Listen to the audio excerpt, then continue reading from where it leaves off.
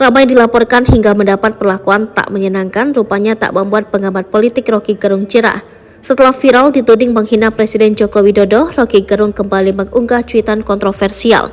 Ia membagikan berita mengenai kepala negara disertai sindiran keras yang diduga ditujukan pada Jokowi. Awalnya, Roky Gerung mengunggah pernyataan Jokowi mengenai artificial intelligence di Twitternya, @RokyGerung_RG. Diketahui saat menghadiri sidang terbuka Disnatalis ke-60 Institut Pertanian Bogor di kampus IPB Bogor, Jawa Barat, Jokowi sempat menyinggung soal AI. Ia menghimbau masyarakat Indonesia tidak alergi dan takut dengan AI. Pasalnya, AI tidak punya rasa dan hati sehingga tidak bisa menggantikan manusia seutuhnya. Menurut Jokowi, saat ini hampir semua negara membicarakan mengenai perkembangan AI. Presiden Jokowi meyakini kecanggihan teknologi seperti AI tidak akan bisa mengalahkan manusia.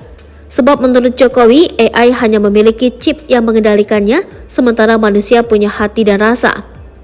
Seolah menanggapi hal ini, Roky Gerung menuliskan kalimat menohok. Dirinya mengungkapkan terdapat seorang presiden yang tak punya hati dan isi pikiran.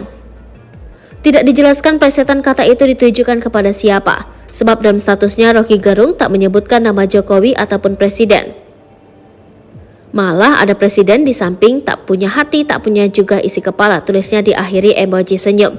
Postingan itu pun disambut ramai masyarakat, pro dan kontra pun mengisi kolom komentar dalam statusnya.